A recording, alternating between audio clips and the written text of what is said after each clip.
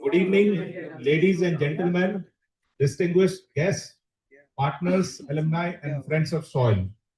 My name is Sandeep Ranjan, and it is my privilege to welcome you all to this very special evening as we gather to celebrate the launch of the Inspired Leader by our founder, Mr. Anil Sachdev. This book is more than a publication. It is a reflection of a lifelong commitment to developing leaders who combine competence with character, purpose with performance, and success with significance. We are deeply honored to have with us our chief guest, Mr. Narayana Murthy, founder of Infosys. Can I have a round of applause? His leadership and values have inspired generations of professionals and entrepreneurs. We also extend a warm welcome to our distinguished panelist, Mr. B. Muthuraman, former Vice Chairman of Tata Steel, Mr. Viren Shetty, Vice Chairman of Narayana Health, Professor Rishikesha T. Krishnan, Director of IIM Bangalore, and Ms. Rekha Menon, Board Advisor and former Chair of Accenture India. Thank you all for gracing this occasion with your presence and insights. This evening promises to be an engaging conversation on leadership, purpose, and inner transformation, topics that are more relevant today than ever before. On behalf of Soil Institute of Management, I thank each one of you for joining us. Your presence makes this celebration truly meaningful. Welcome once again, and I wish you all an inspiring and memorable evening. Thank you very much. I hand over the baton to Mr. Anil Sachdev to start the process. Thank you. Samastajana Kalyane Niratam Karunamayam Namami Chinmayam Devam Satguru Brahma Vidvaram. I was only 5 when I met Swami Chinmayananda, so I always begin by expressing my gratitude to my spiritual teacher. Mr. Murthy, you have given hope to young generation in India. You have taught our children and our grandchildren that it's possible in this country to make positive impact and create businesses without selling your soul. So I just want to thank you. And I want to thank your co-founder. I want to thank your co-founder, Dinesh, who's here. I want to thank Emma, the HR leader who worked with them. And, so very nice that all of you are here today. And Mr. Muthuraman, ever since I met you in 1999, I started having additional hope about the Tata Group. The way what I experienced you in Tata Steel was special. Rekha, I've known you from the time you graduated from XLRA and joined us in Aisha. Thank you. Viren is my new friend that I discovered more recently, thanks to Mr. Muthuraman. And Rishi, you have known each other for a long time, so thank you for doing this. I just want to spend a few minutes about the book. Why this book? See, each one of us in our own hearts, we have potential. We have the capacity to inspire our own selves. But unfortunately, the mind gets in the way and we keep thinking we are not good enough. This is a whole conversation. My book is more like you're undertaking a learning journey with me to reach home in your own heart, to discover what you are capable of doing. When we look at the leaders sitting here, because they chose to source inspiration, they did something extraordinary in their lives. So I believe that it all lies in our hearts. I believe that each one of us has the potential of being the very best in whatever we choose to do, provided we don't allow our mind to get in the way. So it begins my book by saying there are 2 lies of leadership. One, that leaders are born. We all know they are not born, and we have many leaders here like Shanta Raju, who will tell his story later. And then we also know that leadership is about not leading anyone else. You only lead yourself. Others who trust you may choose to come along with you because it is in their interest to do so. So I learned early in my life that leadership is all about leading yourself. And that's what this is about. Then I talk about practices. When you are alone, what's the story you tell yourself about yourself? in that famous Amitabh Bachchan quote, "मैं और मेरी तन्हाई अक्सर बात करते हैं." What is in your tanhai, in your silence? What do you tell yourself about your life when you are alone? And how does that influence the way you lead your life? Some words can empower us, and some words can get in the way and make us feel we are imprisoned by our circumstances. Then I say, every time you do your happiest work, you discover something unique about yourself. So, what is the way you can learn about your own uniqueness and your own story? What's the song you have come here to sing? So, that's, I talk about a whole chapter on discovering your gifts. Then I say, how do you capture the whole process of learning in your life? Mr. Muthuraman has a very nice process of how he learns. When you learn from the past, introspection. When you learn from the present, contemplation. When you learn from the unborn future, the childlike curiosity. Then I say, how do you think? Not just with the rational analytical mind, but the power of the more intuitive, the feminine part of every man, which is to embrace the whole mind. Then I go on to say, how do you really build trust? We have people sitting in this dais who have built trusting relationships with so many people. Empathy is the start, but authenticity is the second step. How do you build trusting relationships with people? But finally, I say it's all very nice to think about something, but there is always the knowing doing gap. So, how do you take responsibility for living the ideas that you stand for? So, actually acting on your intent and not just thinking about it. So, that's the power of action. Finally, I say all these capacities that I'm talking about, the practices, they're empowered by your own larger sense of purpose and the values you deeply care about. And I'm sure you will hear soon from Mr. Murthy what happened in his life when he chose to serve purpose in his life. Last chapter, in our own minds, there is the other side of our personality. We want to become better versions of ourselves, but there is a hidden part of our own mind that prevents us from changing. So, how do you overcome that? By invoking the power of the inner witness, which is if you, in the still silence of your mind, when you invoke the capacity to observe your own actions, thoughts, and beliefs, you can give yourself hope of escaping that and starting a new life. So that's the last chapter. So this is just a brief summary of my book. Thank you very much, each one of you. There are so many wonderful people, so many senior leaders, some young soil alumni are here. Thank you very much for coming. So this is what it is. Let me begin. So thank you. Mr. Murthy, may I ask a question right in the beginning to you? And my first question, sir, to you is that when you were young and you were aspiring for doing something in your life, what's the story you used to tell yourself about your own self, to yourself? What was the story you were telling yourself when all those ideas were being born? I think I came from a lower middle class background.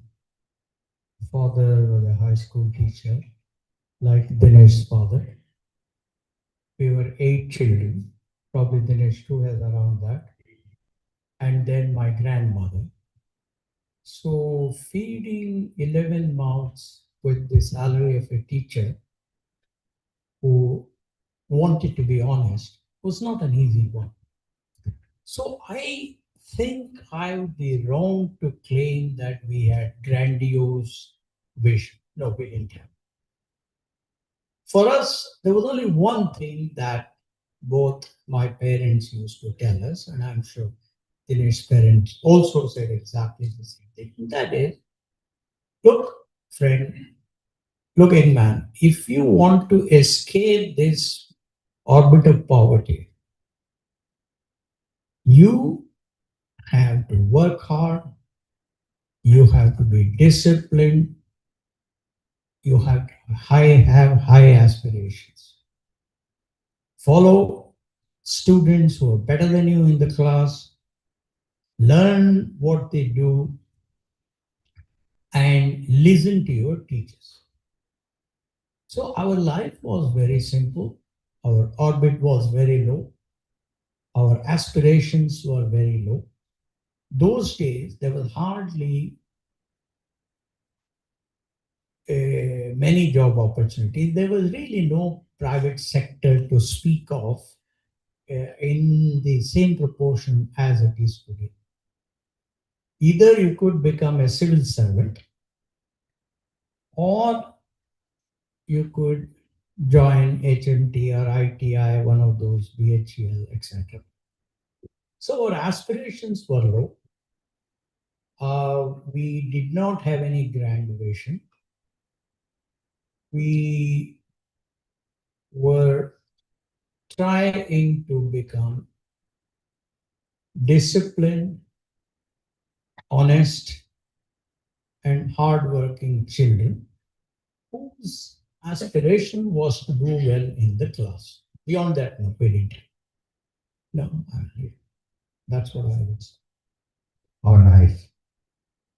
But as you then progress to the idea of founding Infosys and then growing it with the help of all your colleagues, what were some of the moments that stand out for you when you and your team were at your happiest best? And when you were at your happiest best, what did you discover as your own uniqueness about the uniqueness of Murthy, your special gifts? Well, there were a few incidents which tested our value system. I define a value system as the tenets that you follow strictly even when you have to pay a certain cost for your convictions. That is value system. There were several, but I'll take at least one. When we had just gone public in 1993, in 1995, a Fortune 10 company came to renegotiate the terms. Number one company signed on the dotted line. Number three, number four, number five did so. We were very small, but even we were the only company that was hesitating. And all my younger colleagues, there was Nandan, there was Chris, there was Mohan, there was Manish. They were all keen on signing on the dotted line. But that's when my value system came into picture. I said, if we design on the dotted line, this company was very aggressive in negotiating prices. I said, if we accept much lower prices for this company, tomorrow, my fairness will demand that I accept it for other companies too. And if you did that, you would not have enough money to invest in infrastructure, physical and technological. You would not have enough money to put in quality and productivity initiatives. You will not have enough money in education and research and training, etc., etc. So all the colleagues of mine were sitting there. My young colleague Fanish had just become the head of sales in 1994, and he had not won a single order from the customer till that time. And he was pushing Nandan, Nandan was reporting to Nandan, that he should make me accept it. And Mohan was worried because we had just gone public 2 years before that, less than 2 years before that. So he was also unhappy that I was simply not willing to sign. So then I realized that these are all excellent people. There's no point in talking to them. So those days there were no mobile, nothing. I went out, went to the Taj Residency public phone. I called my wife and then they said, look, for the next 3 to 5 years, I will be traveling almost the entire year and to bring bigger and bigger revenues. You've already done a very good job of looking after our children. I want you, I hope you will be able to, you will continue this and my absence will not. She is always supportive. She said, no, do whatever you think is the right. So I came back at 5 p.m. on Friday. This Fortune 10 company was going from room to room to room and then getting the signature. I told them very respectfully that if I were to agree to your terms, I'll be letting you down later because nothing worthwhile comes cheap. And I have to be fair to our employees who need to be given higher and higher salaries. We need to be fair to you people, the customers, because we have to put money in various initiatives.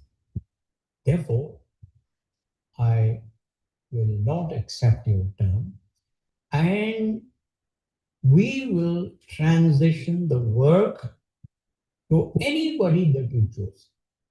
And they chose number one company. They came to our campus and we transitioned it very courteously, very respectfully, very amicably.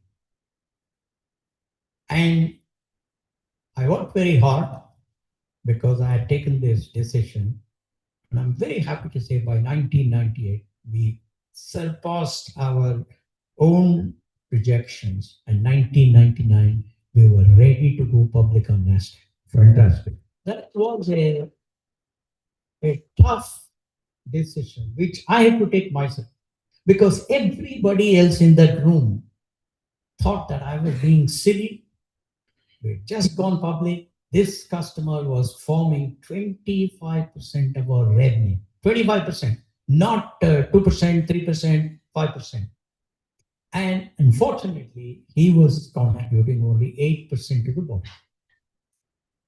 So that was a tough decision that I took. That's why I said value system translates to the readiness to pay a certain cost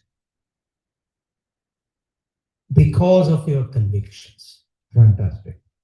So I think your biggest gift is not only to have the strong values, but the courage to live by the values. That's what you No, I won't make it so grandiose. I'm an ordinary man, average person in every respect. In some cases, less than average, because one principle that I followed was to be surrounded by people much smarter than me.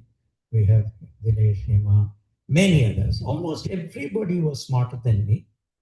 But my job was to create an environment where these smart people reached for the stars. Fantastic. What a nice thing to say.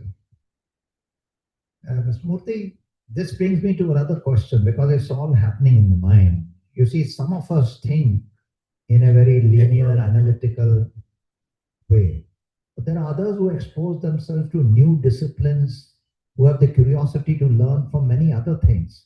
What has been your practice of learning to think with the power of the whole mind? I'm very curious to hear your answer to that. You know it very well, Anil. Education is about learning to learn. Training is about knowledge. Training is not that important. On the other hand, why we all admire and respect education is because it gives you an instrument to learn new things faster, better, etc. So I would say that as a person who focused on learning to learn, for example, at our education, we didn't call it training department. Right from day one, I said I want it to be called education and research.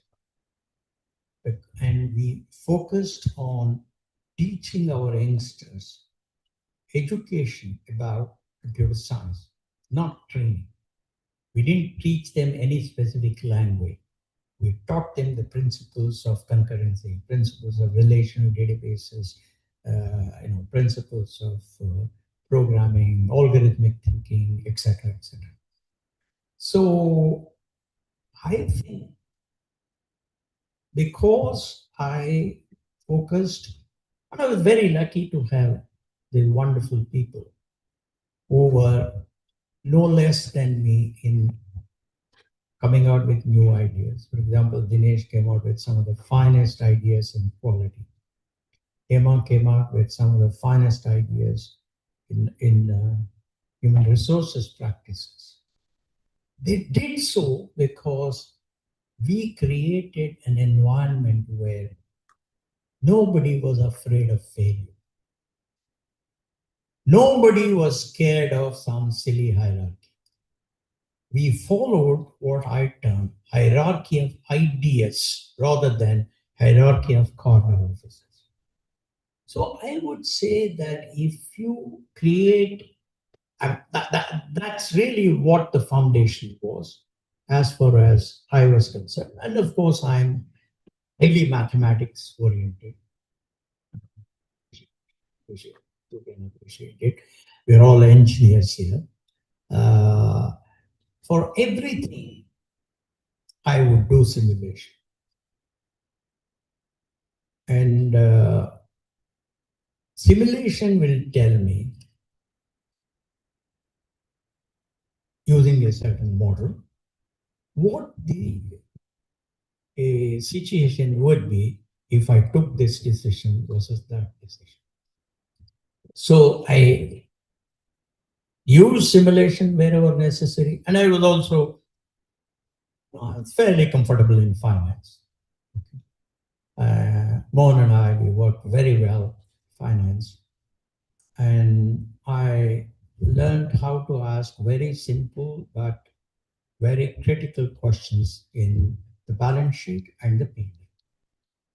So these were some of the things that I used to enhance our learning. Thank you very much. Thank you. Which brings me to the question about the importance of building trusting relationships. You know, I have seen how you have so many friends in different parts of the world and how you have long-term trusting relationships. Where does that come from? What?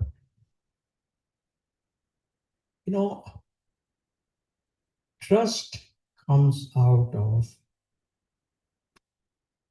delivering on your promise. Once you start attempting to deliver your promise, even if you fall short a little bit, people understand that this is a real world. There's these people are honest people. They are trying their best, etc., etc. I will give you a simple incident which happened in 1993. We had finalized a large contract with a Canadian company. It was part of a conglomerate, which is a Fortune 10 company. And we were to start the project on a certain Monday. We were small. Our credentials were not substantial. Therefore, the Canadian High Commission was not as impressed with our visa request, and therefore they delayed it. They delayed. I got a call from the CIO of this organization, and he said, "Look, I had committed that we'll start the project, etc., etc. You are not able to." We informed them, etc. You are not able to start the project on Monday.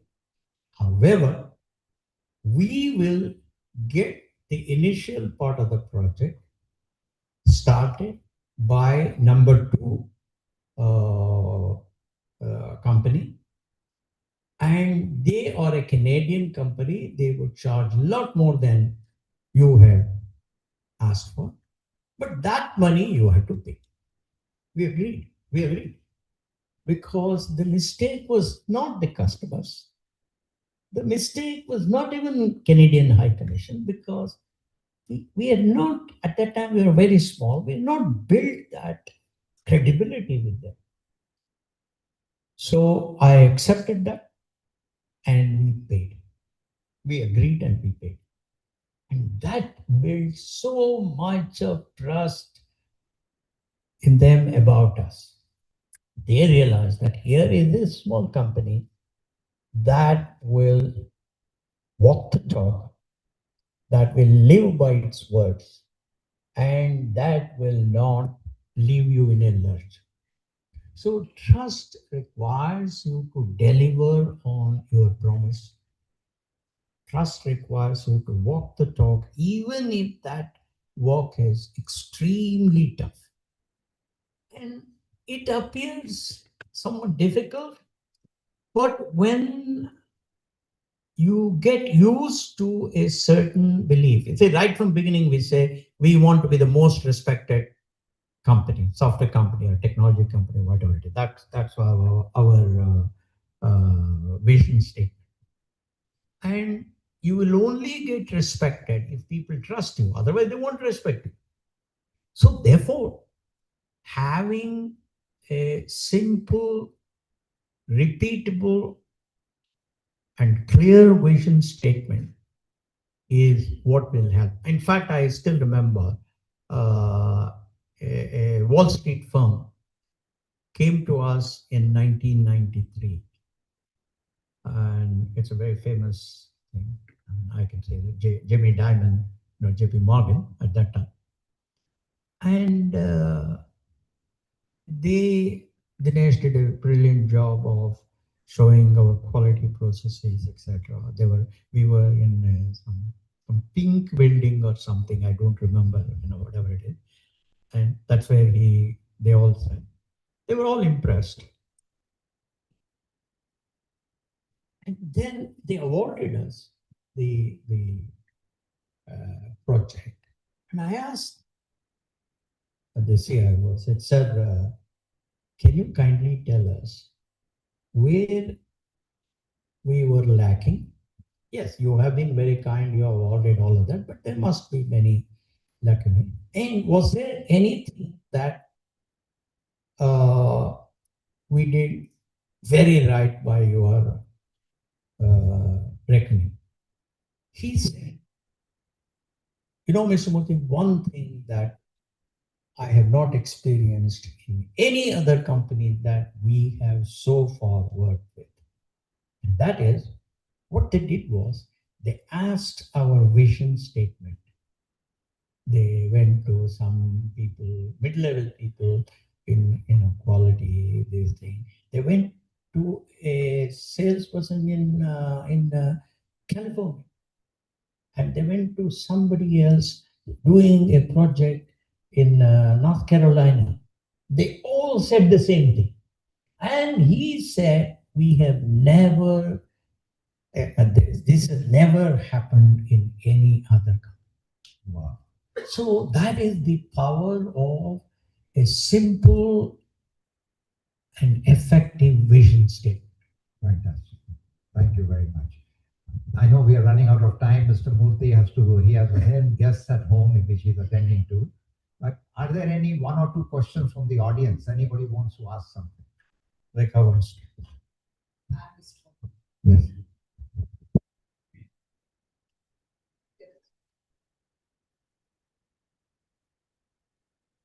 Okay, I have a story of Mr. Murthy.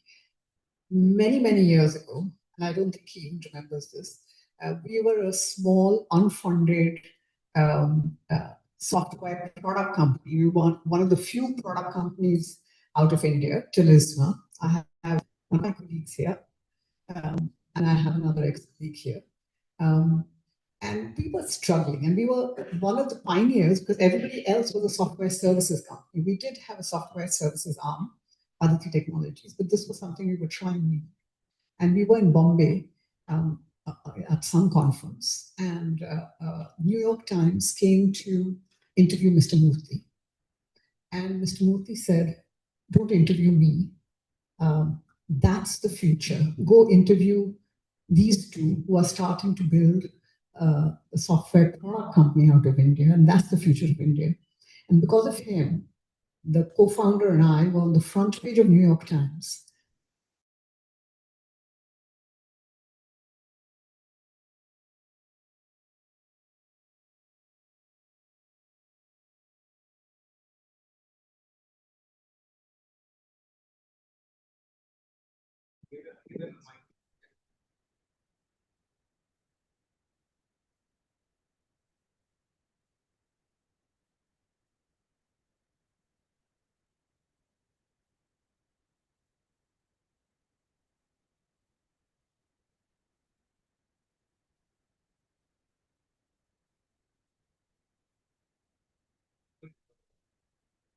For the hierarchy of ideas. Can you hear me? Yeah. Thank you, sir, for that. So you spoke about hierarchy of ideas, and I've recently been working with a few sort of clients and companies from the old school of India, and I feel like hierarchies, the traditional hierarchies, are still pretty strong there, and I think that's true of many. We keep saying that working with Indians is difficult unless they go outside and work. People say that. It feels to me like there's a certain mentorship, coaching kind of culture missing in India. Also, the hierarchies that we have today really affect the flow of ideas in companies. And I feel like India kind of is at a point where if it doesn't break these parameters, this hierarchy, the flow of ideas will not happen, and we'll keep getting stuck with where we are.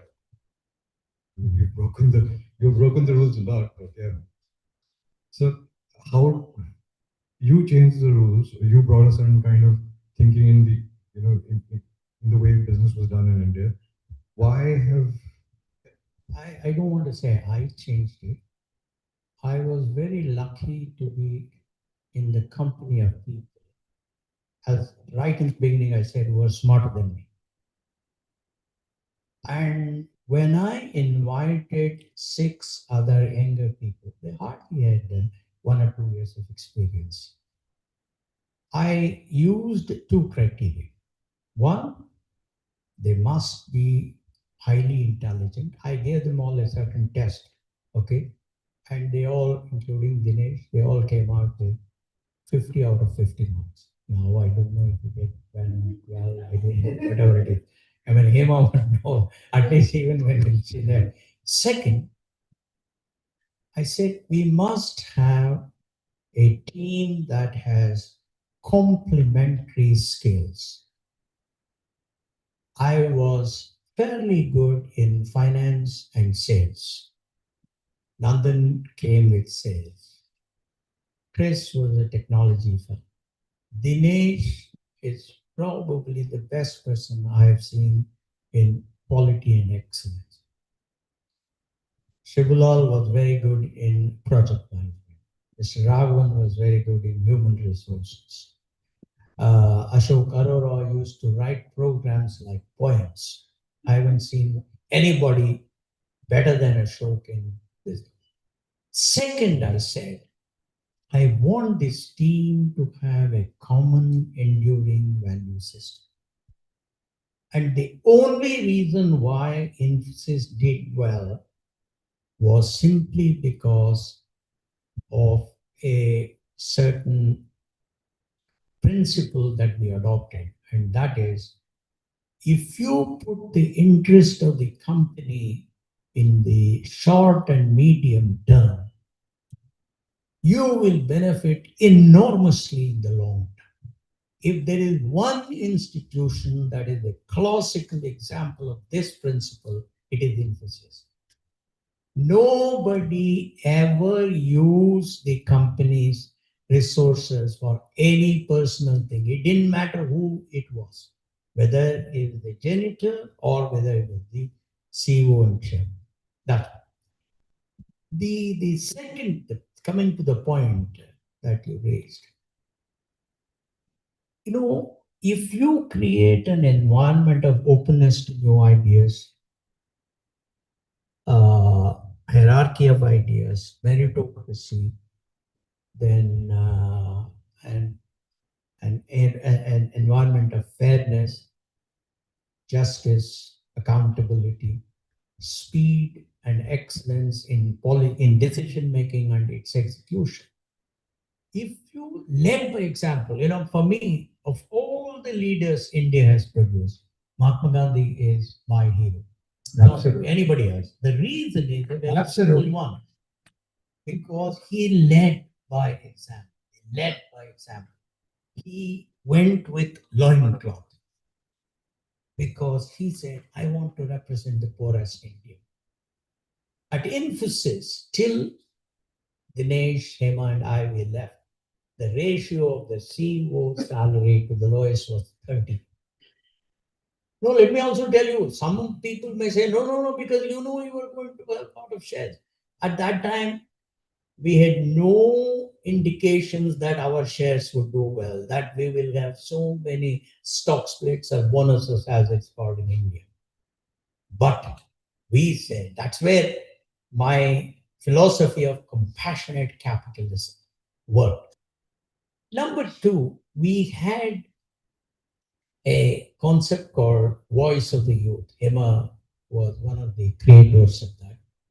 We ensured that in the management council, where all decisions were discussed and debated and passed on to the internal board, 35% of the people were below 25 at that time, because the organization itself was very young. And by a young man of 23 sitting with Dinesh or Hema or Nandan or anybody and arguing, that raised their confidence. That said, in this company, if I disagree with my boss, it won't be held against me. That is walking the talk. Second, we had a thing called ideation day. Dinesh would remember that. Ideation day was the day when only people below 30 could speak, would make presentations.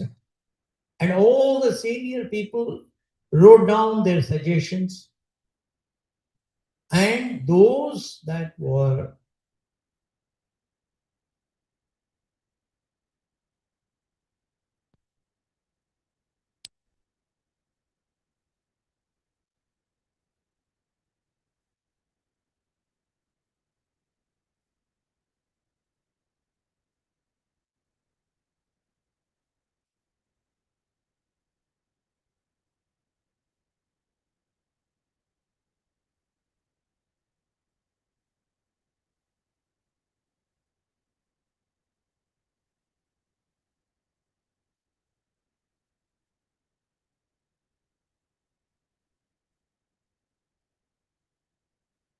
dismissing their ideas.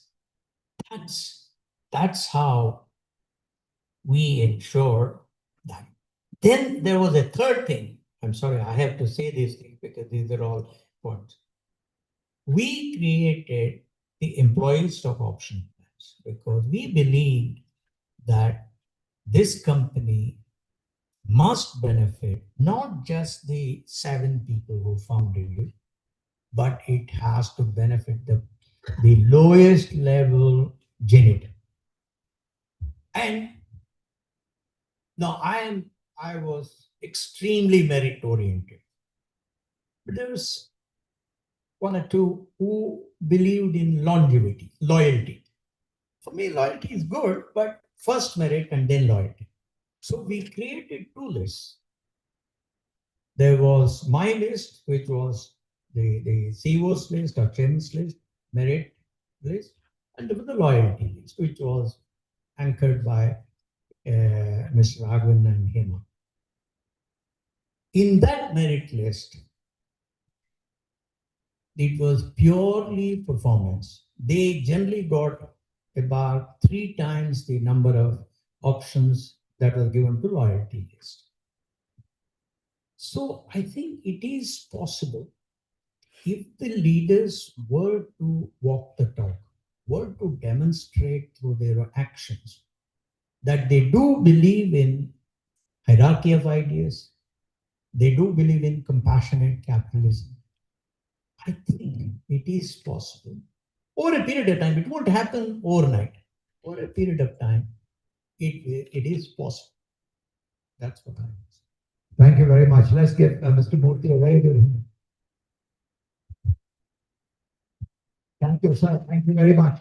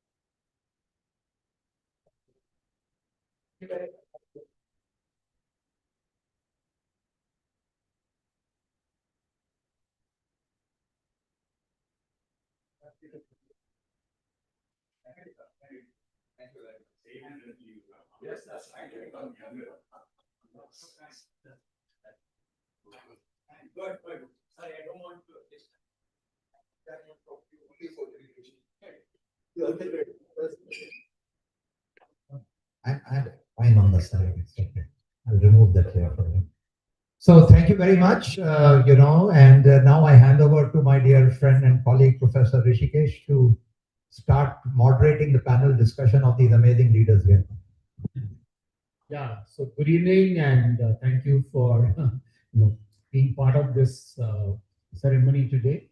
I think Mr. Murthy has made our life incredibly difficult because he's already covered so much and set the bar so high that I think our discussion now has to really be a challenge to, he said he's all about merit, right? And we have to, I think, prove our merit here as people who can have a good discussion on leadership. But I think we are fortunate that we have very, very eminent people with us on the panel. So let's jump straight in.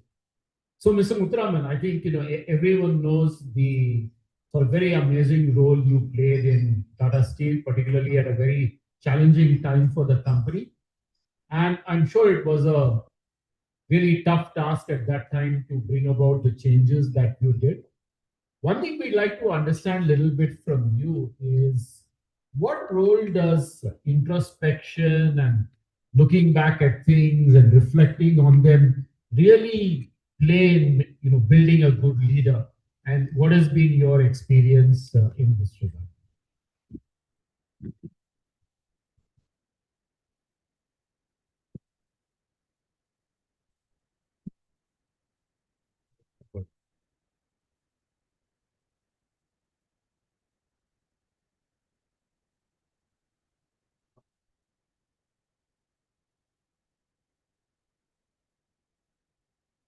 Good evening to all of you. In terms of introspection, I just want to begin by saying that learning leadership development takes place in many ways. It takes place through observations, through experiences, through discussions with various people, through formal education, through successes, through failures, and many other experiences in life. But I have seen that the most powerful factors or more powerful weapon or tool that we can have for leadership development is actually very deep introspection, reflection, action cycle. And I want to give you an example from my personal life. I joined Tata Steel in 1966. Till 1989, for 23 long years, I had one promotion in the company. I was completely frustrated. I came close to resigning from the company twice, at least twice, if not more. Around that time, there was a National Institute of Advanced Studies, which is now functioning from Bangalore, which is an initiative by J.R.D. Tata and the government of India. Started its first program in 1989 in Pune. My boss was supposed to attend that program. He couldn't go, so I was asked to go. So I attended that 6 weeks program, and I came to know Dr. Raja Ramanna very well because Dr. Raja Ramanna was the first director of that institute. I shared my frustrations with Dr. Raja Ramanna. I told him that this is what is happening to me, to my life. And I said, I'm not getting any promotions. I've had no higher responsibilities over the last many years in Tata Steel. I really don't know what to do. He smiled and he listened to me, and then he asked, how much time do you spend with yourself? So I said, I spend a lot of time. So he said, what do you do? So I said, I shut off everything. I watch only TV or I see newspapers, but I don't allow anybody to disturb me. So he laughed and he said, look, Muthuraman, that is not the way what I meant about spending time with yourself. Then he said, have you got a written down personal development plan? So I said, yeah, I know generally what I should do. So I said, I didn't mean that. I said, have you given a thought to yourself as to what you're good at or what you're good at? And have you written down what you will do? I said, no, sir, I have never attempted that, but I have thought about a lot. He said, that is all not enough. I want you to do an exercise. And that's how this process that I have adopted for over 25 years started. Every year, for about 5-6 days, generally at the end of the year, that I spend time in reflecting as to what I have done over the years, over the last 1 year, as to what is it that I've succeeded, where are the areas where I've actually failed. And I started writing down everything on a piece of paper. Of course, writing, as many of us know, is probably one of the most powerful ways of learning. I used to actually write down. Let's say if I didn't do a board meeting well, I would actually write down as to what went wrong. Dr. Rajaramana told me also one other thing. When you do the exercise, you must put the blame on yourself. It does not matter where the blame belongs, because normally in life, the blame is always on others. If you don't get good marks in the class, the blame is on the teacher, or in the guy who set the exam paper, or somebody who didn't understand your answers. The blame is never on yourself. If I didn't get a promotion in the company, the blame is on the system, or the boss is biased. So Dr. Ramanna said, it doesn't matter whose fault it is. For your self-development plan, please assume that the fault is entirely yours. And you must write down that if the fault is entirely yours, what you would do. So that my piece of paper every year that I wrote had things like, what will I, if I didn't have a good relationship with a colleague of mine on the board or in a company, where did I go wrong? What will I do next year? And every year I used to sit down for that 4 or 5 days in absolute myself and talking to my mind as to what actions will take. It'll have everything in it. It'll have if I didn't get along well with my boss, if I didn't do a board meeting properly, if I had a fight with Mr. Tata, or if I had a disagreement with one of my colleagues, or if I didn't conduct a meeting properly. It is an exhaustive piece of paper where I used to write down as to what will I do next year to correct the situation. And I review it over the next year. I have done this exercise over a 20-year period. I have found that absolutely enormous amount of benefit on this exercise, because it makes you, in fact, let me tell you also that in the first 3 or 4 years, I found it extremely difficult to write down. because you don't write, you cannot imagine that the mistake is yours. So you don't write in real honesty. For honesty to come, it took about 3 to 4 years. Quite frankly, let me tell you that. But out of everything that I have done in terms of developing oneself, this is the single most powerful factor that I've seen. And I know that Anil has referred to it in his book. In fact, he is referring to a cricket scenario where Virat Kohli and Ravi Shastri had just stepped down, and Rohit Sharma and Rahul Dravid had taken over as the captain manager, and they had this introspection session. I sometimes feel coming from judging from what has happened in the last couple of days, they probably need another introspection.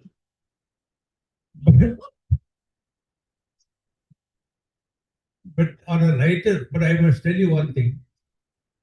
This has given, I often tell my younger colleagues in the company, and I show them my papers. I said, this is what it is, because I have kept those papers even till today. And the most powerful thing that you can do, often people say that the blame is not on you. Why are you putting the blame on yourself? I said, I'm not putting the blame on myself or to the outside world. I'm putting the blame on myself, to me, to my mind, that if I were to improve, I need to put the blame on myself and do it, because it may be an overdo, but there is no harm in doing something, overdoing a correction, rather than assuming that the fault is not yours. So it's been an amazing experience, and I must tell you that that is what I have found in the reflection, I should say. Thank you very much, Mr. Uttaraman. If I can just turn to you, Rekha. When you read The Inspired Leader, what is it that really resonated with you? I mean, and are there some practices that you follow that in a way reinforce some of the powerful ideas that Anil has written Well, about? I can say the whole book resonated. And just to add on to what Mr. said, I absolutely agree with the introspection point. I've been doing a private retreat for years where I step away once a year and I give myself a scorecard and write down on all kinds of stuff. And I journal regularly. And I'm a Vipassana practitioner, and that's what kept me grounded. But the story I want to talk about is really what you said in the book is, what is the story you tell yourself uh, when no one was looking? Because growing up, and my gray hair testifies to the fact that long many years ago, the women were told very many different stories. What was narrated to us. So the stories is not just what you tell yourself, but the stories you absorb from your parents and everybody around you. Women of my era, the story was told was, be a good girl, study hard, get married, right? My parents told me a very different story, which was a typical Indian middle class story that they told to their sons. But my parents told their daughters, which was work hard, study hard, because that was the only way out, and always be honest. And then you can do whatever you want. And therefore, when I went to XLRI to do an MBA, and at that time, very few women were there, I was a gold medalist. Yet, the top multinationals would not hire me because I wanted to be in the front field or on the shop floor. Because the stories they were telling themselves, the men in the room were telling themselves, was women can't do it, right? There was one exceptional small company called Aisha, and Anil came by and said, you want to be on the shop floor. There are no other women there. And I said, that's fine. And he said, fine, go. And so he started me off in Parvanu, because the story this man told himself was women can do it, right? So it is not just a story you tell yourself, but what are stories being told around you, and therefore what you believe. And similarly, I talked about my software startup, the software product startup. When that failed, or it didn't fail actually, we were fired, the founders were fired in our own offices in Seattle. Yes, that's a different story. it was, what story am I going to tell myself? Am I a failure after 7 years? Which was a logical conclusion. And what am I going to do next? And it was interesting to see how there were four of us, how each of us from the same action took away different stories. And I said, how do I use this to learn, to make a difference and provide an opportunity and use my skills in the community? And so I used that to do another startup, but it was not for profit space. So Pratham Books and Story Weaver, which are widely successful, started from there. So it is the stories you tell always.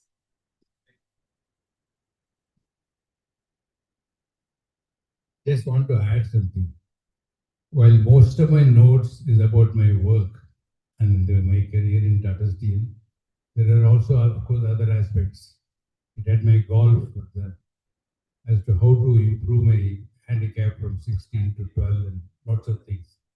It also has elements about my role as a husband and father and all that. And so I was trying to tell my wife one day, showing that this is the program I am now going through, this improvement program. So she gave me a feedback. She said, I've known you now for 35 years and I haven't seen no improvement. So what is it? I think this, how you tell the story and how you narrate the story is something that Anil has emphasized quite a bit in his book. I think this would be a great opportunity to hear one of the stories in the book from the person himself. Mr. Shantaraju, if you'd be kind enough to just step in at this point and tell your story and how it sort of integrates with what we've been discussing here. Thank you, thank you. I think, first of all, that chair must remain vacant because it belongs to a meritocrat. And I'm not a meritocrat. All my life, I'm a mediocre. And to start with, I must tell you that I studied in Kannada medium till 12th standard. Please be ready to find out errors in my English grammar and some wrong choice of words also. First of all, Anil, thank you very much. And Rekha, just like Anil hired you, he also hired me. Yeah. And thank you for hiring, though my stint was short there because I had to come back to Bangalore because my mother was not well. That's the only reason. My life started in the beautiful city of Bangalore, which is not now. And I was born to a very rich father who went bankrupt for his own making when I was at a tender age of 7 when he went bankrupt. The life was not that easy. There were countless nights I slept without dinner. Countless nights, not one night, 2 nights, countless nights I slept without dinner. Life was tough. At a tender age of 12, I became a porter boy in the same vegetable market called a KR market in Bangalore. Every day morning, I used to wake up at 4:30, 5 o'clock, I used to go there. I used to sift the sacks of vegetable from the truck to the auction block. That was my job. Every day morning, 5 o'clock, I would start. Somewhere around 6:30 those days, it used to get over. By 7 o'clock those days, I'm talking the days of the 1969 to 71, I used to earn 1 rupee, 12 anna. They were still not the days of the paisa, right? 12 anna means 75 paisa. And 1 rupee, 6 anna kind of a things. This is how my life started. It was a lot of struggle. It went on. Then I used to sell lottery tickets in the Majestic. That was from 1972 to 73. Then I started milking cows and buffaloes. And that went on for some time. Then I became a salesman selling the cotton waste. It went on. Somewhere in 75, I failed in my 9th standard. My mother had only one vision.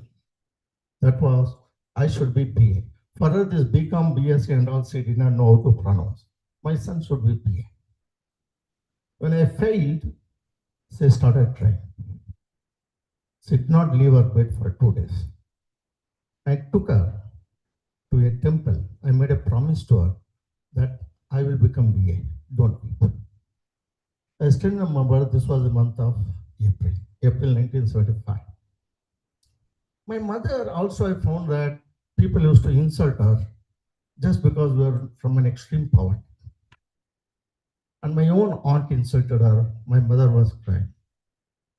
Somewhere in May, my own relative passed a wrong comment on my mother on the street. I became so wild. I had beaten him to the pulp on the road. By that time, I was a strong boy. I used to work in the city market and all. I'm into pulp. Came back, slept in the night. I couldn't get sleep. Why this thing has to happen only to me and my mother? Why only to me and my mother? I did not have an answer. One thing happened. These are all the series of events which happened just in 2 months. A boy called a Pawan Kumar Durai was diagonally opposite of my house. He got a rank in 12th standard.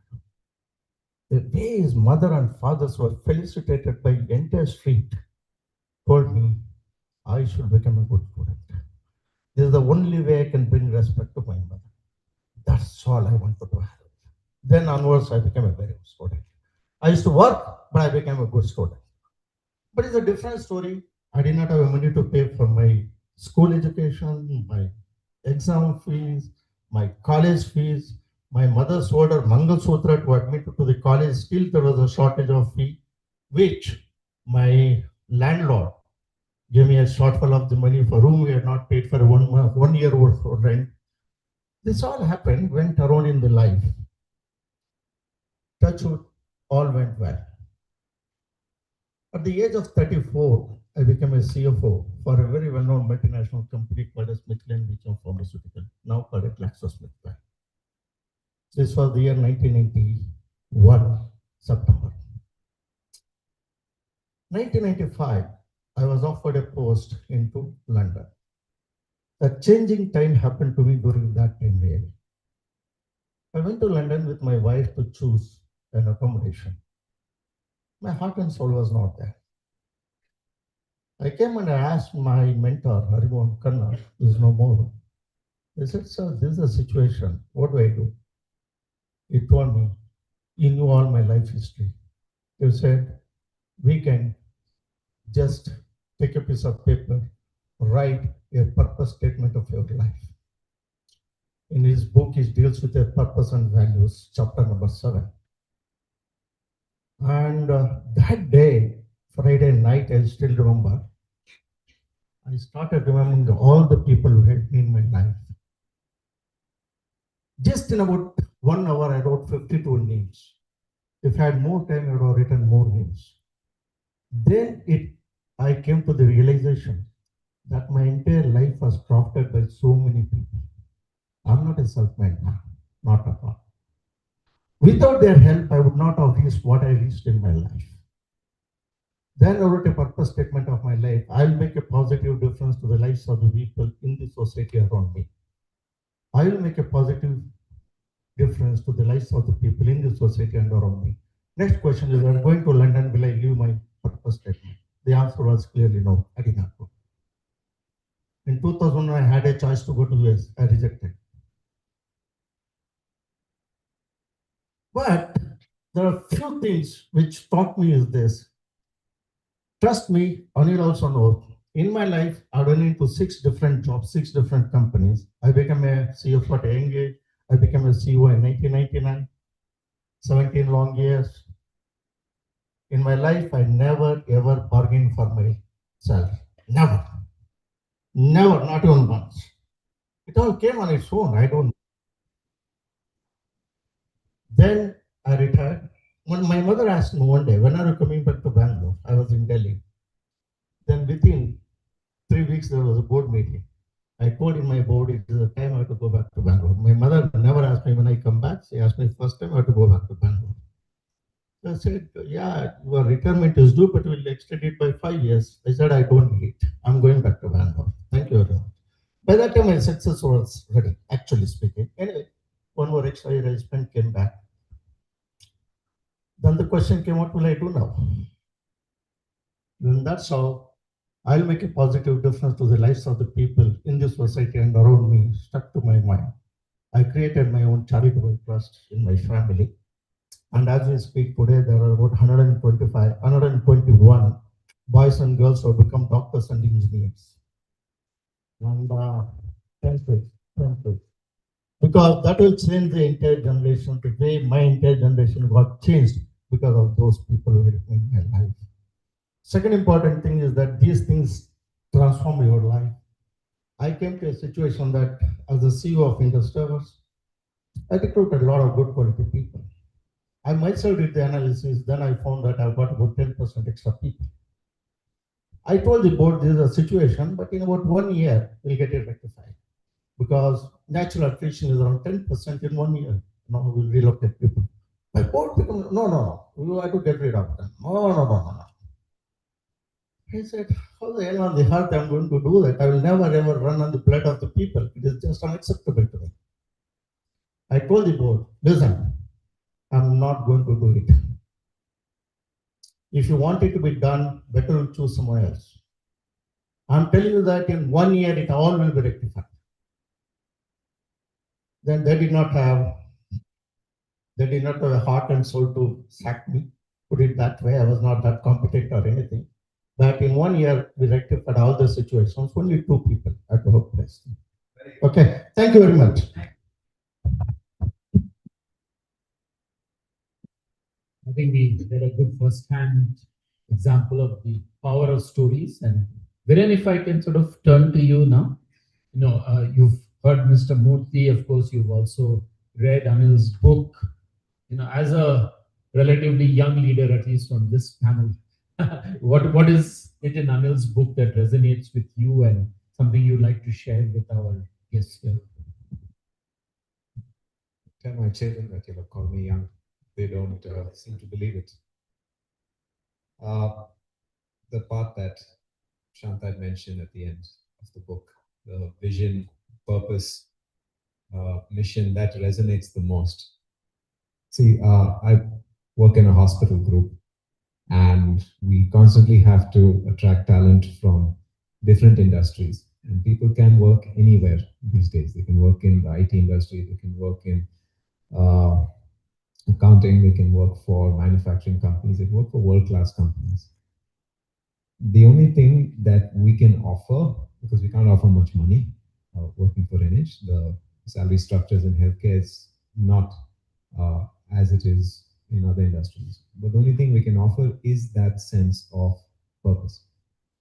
And the only way we've been able to differentiate ourselves in being able to attract very, very good world-class talent coming to work for us is to say that either way, 9 to 5 in a day, most of the job is typing on the computer, you're on phone calls, you're meeting, you're flying here and there. The constituents of work are the same, no matter where you are.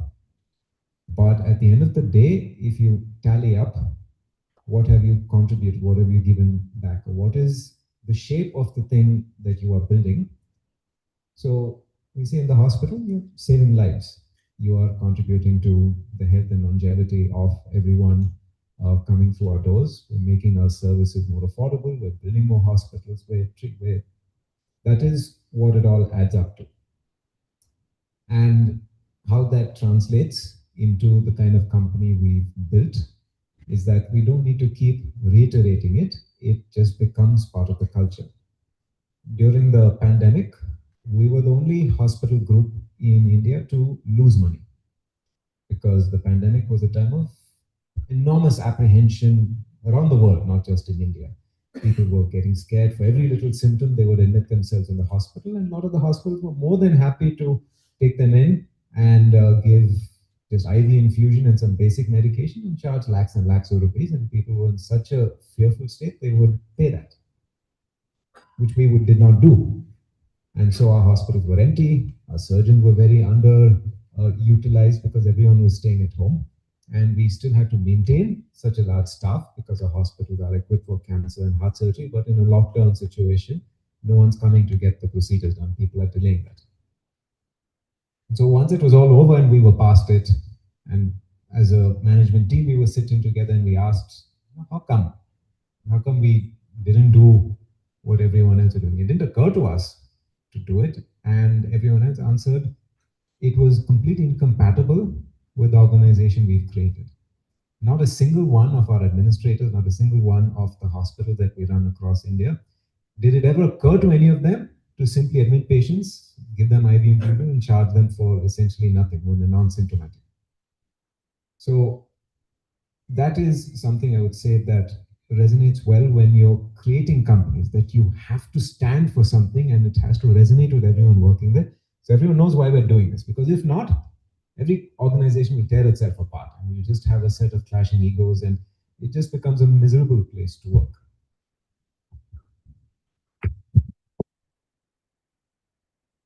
Yeah, so if we can just open it up now, and I'd love to have either a couple of questions or interesting observations or something you'd like to relate to Anil's book or the topics we have discussed so far this evening. Yes, please. You just pass the mic to him.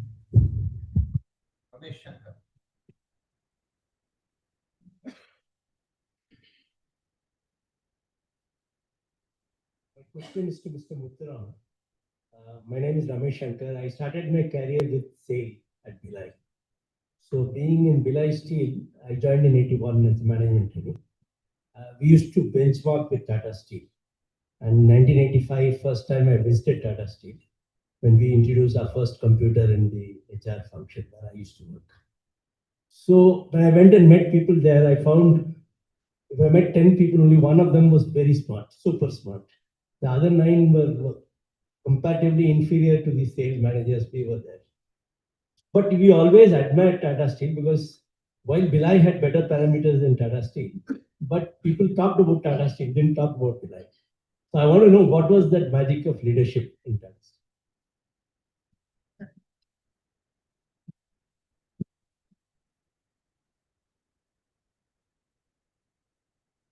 Leadership is not magic. Leadership is about consciously doing things that you have planned to do, that you have envisioned to do. Tata Steel is one thing great. Having worked in Tata Steel for 48 years, I can say one thing. The people at Tata Steel are exceptional people. I've seen many companies both in India and abroad.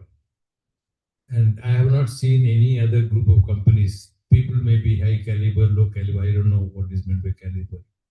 But the moment, the passion that Tata Steel employees have for the company is absolutely outstanding.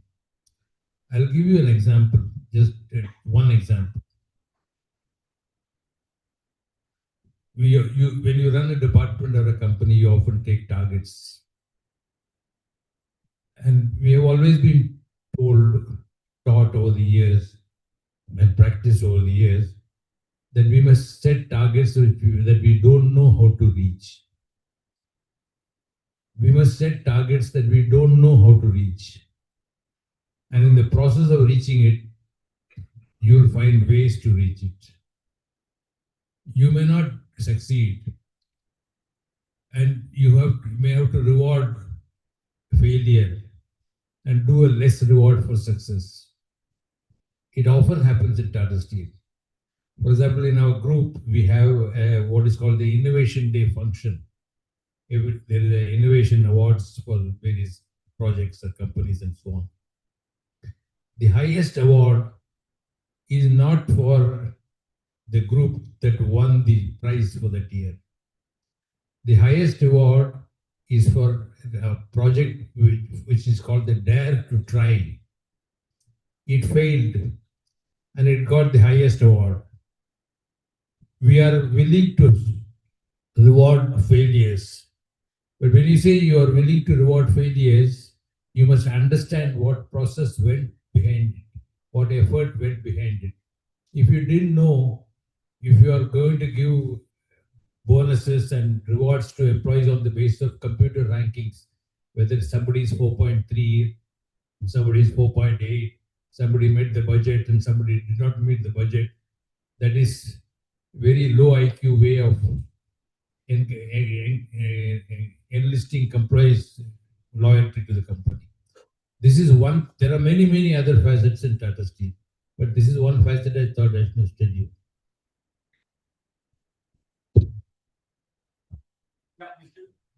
Emmanuel David. Sure.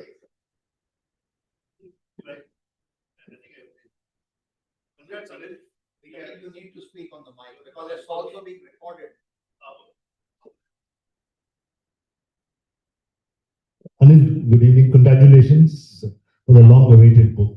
It's also a joy to meet Mr. Muthraman again and others on the dais. Okay, you can now see the cameraman over here. What is written on his shirt is "No risk, no story." I thought it's very contextual. So, to the members in the panel, and in particular to you, what are the risks you were afraid to take? And then, therefore, the stories thereafter. I thought this was an interesting statement on the cameraman's shirt. When I walked away from the safety of being part of the company Aisha, where I spent most of my life, and I was going to now set off into a new path of creating a new venture. My son had aspirations to study overseas. My daughter she was still in high school. And I put all my money into the startup capital for the new company. All my superannuation and provident fund had gone into that. So I was just asking that, is there something that I'm now putting everything, my children's future, on this new idea? That's when Rajiv Dubey said to me, let's do a fire walk, because he used to conduct the fire walk. And through a day-long workshop, we walked on the fire. And it's quite an experience. I've never felt so much pain in my life when I first put my foot on that 1100 degrees Celsius. But because these trainers from Europe who had come and trained us walk very consciously and slowly saying, fire, you are my friend. So I had a way to deal with that. And I think that's something that I did. I write about it in the book as well. So the biggest, I was not worried about my own future, because I had the confidence that if my business does not succeed, I'll find another good job. I was still quite young. But it was like, am I putting the future of my children at stake by putting all my investments into creating a new venture? And there was no money. There was literally no other money. So I think that was the thing, that am I doing something for this crazy idea that I have in my heart of setting up a new company? And am I playing with the future of my children? I think that was the biggest fear I had. But just the love for what I wanted to do expressed itself. And then, of course, beautiful things happened. Thanks to many people who are sitting in this room. Thank you. Yeah, the title of the book, Anil, Inspired Leaders. It took me back 28 years, and I think I shared it with you. But what really resonates, and maybe just very briefly, this was a workshop we were doing in Bangalore for a very large company. And we're sitting around, and Anil walks in, and he repeats this 3 times. For 15 years of my life, I thought motivation was the route to a high-performing organization. And he repeated this 3 times. Everybody's looking around. And then he said, the route to a high-performing organization is not motivation, it's inspiration. And that's the thread I really liked when I saw the title of the book, that you've kept that thought throughout so many years. So I just wanted to share that, because I think it's lived with all of us who worked with you, and it's in the book.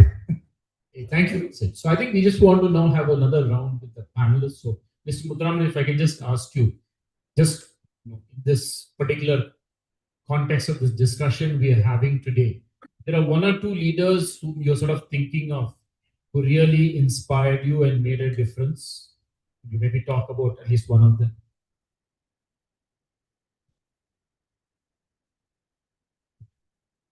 I think it was Steve Jobs who said, and I quote him, Macintosh is a great product simply because the people who made Macintosh were musicians and artists who also happened to be the best computer engineers in the world. There is some meaning in this whole sentence, because leadership is a combination of variety of traits and often competing in dimensions. My first person on my list of the leaders whom I admired is Mr. Ratan Tata. He has a fantastic combination of characteristics. He is fundamentally a technologist. He understands technology, whether it is aeroplane or whether it is car or whether it is automobile, any other automobile, whether it is steel or chemicals. His depth of knowledge of technology is superb. He is also a strategist. His mind works in very complex and a very, not necessarily in a linear way. He can think non-linear fashion. And that's on one dimension. On the other dimension, he is also a visionary. He can see long term. He takes big risks. He takes very big risks. He is compassionate. He is extremely fond of people development. He is extremely fond of the downtrodden and the animals and the dogs and variety.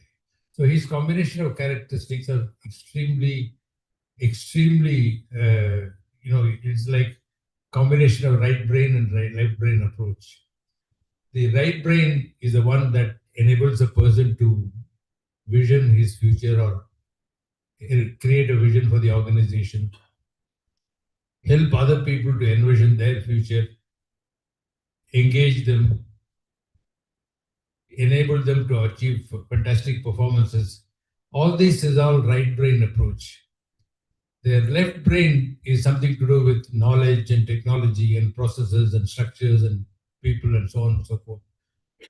Very often in life, the people who have these two characteristics are very uncommon. The dreamers are dreamers. They don't act very well. The people who have action oriented, they don't dream very well. If you have dreams and no action, it is just a passage of time. If you do a lot of action without a dream backing it, then it is just time pass. But somebody who can act on the basis of his dreams can change the world. I think Mr. Tata is one of them like that.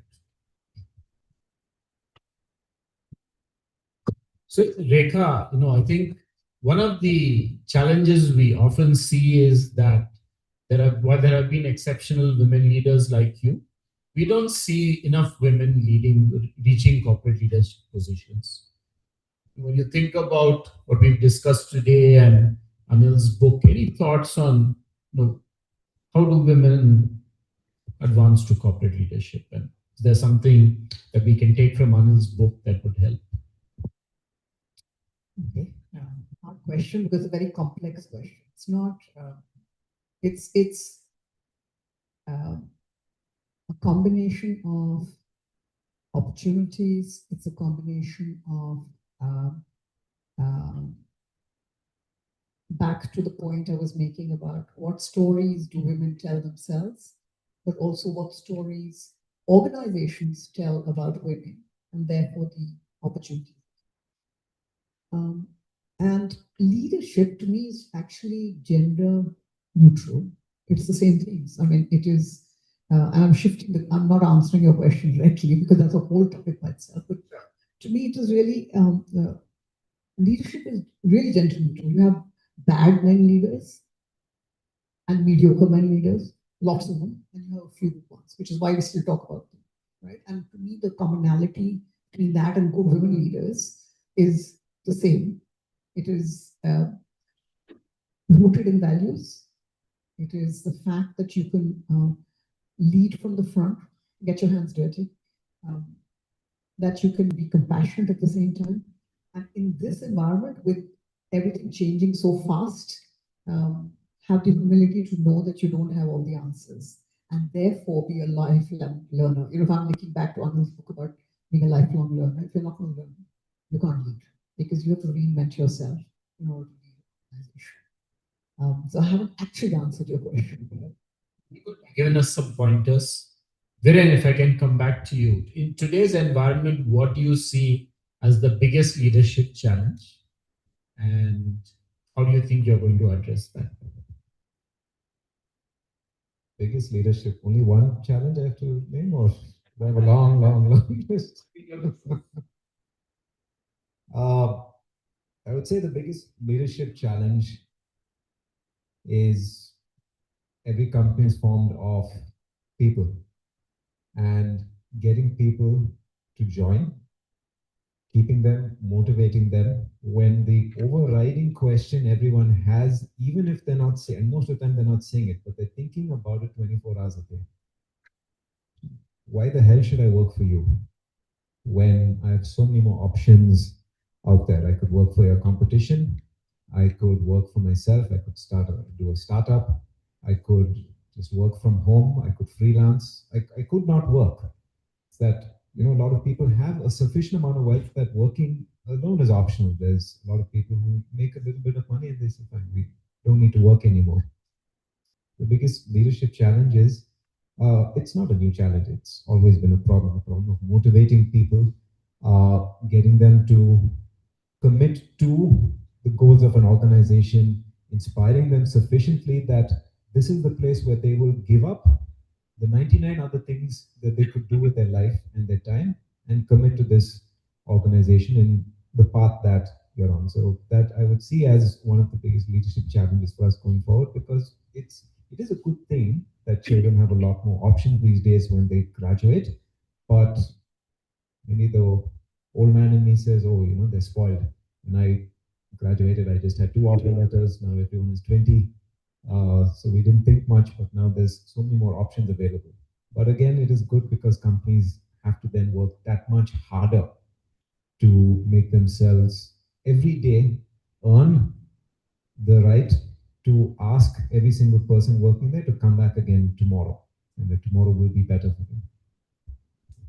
So, Anil, you've heard Mr. Murthy, you've heard all our esteemed panels, you've heard some of our guests as well.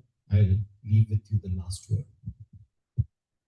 I just want to say that most of the issues in our life are because of what I learned from my teacher. It's the confusion between my duty and my identity. In every role in life, we seem to get confused between what is the role I am playing here and what's the right duty that I should have. My swabhav and my swadharma.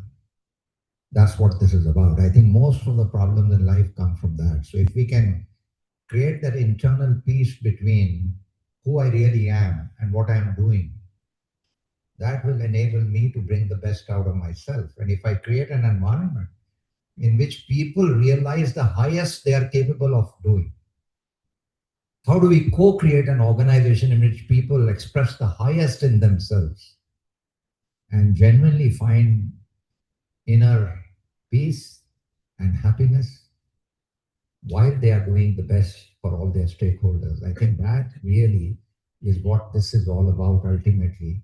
All the titles, all the money, all that is of completely no significance till we find that in our own hearts. So that's what I would say. And I think there are so many people here who have found in their own hearts that beautiful inner peace, because without that, all the outer achievements are of no use. So I just want to say thank you very much to each one of you for coming today. My family, my colleagues, there are so many amazing colleagues of mine from ECS. Sonali Srivastav, who now works with Panchayats. We have Asad Sinha, we have so many colleagues. Srishendu, thank you. Thank you, Saurabh Govil, Head of HR, for coming. And each one of you, so many of you are here. So Dr. T.V. Rao, the founder of the HR movement in the country. So I just want to just say thank you to each one of you. Swaminathan, my dear colleagues. So many colleagues who are here, my family is here. I just want to thank each one of you from the bottom of my heart. And the evening is still young. The conversation will continue. Please, so let's continue. Thank you very much. Thank you.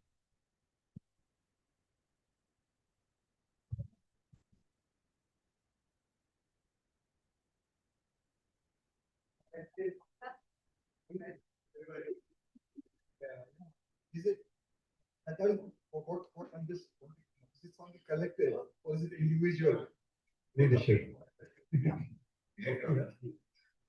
I think that's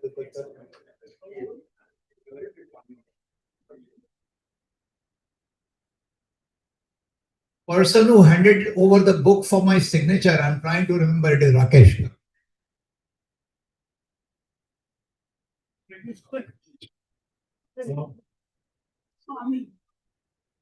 Thank you very much, ladies and gentlemen. You can join the cocktail and dinner, and we'll continue our conversation. Thank you very much.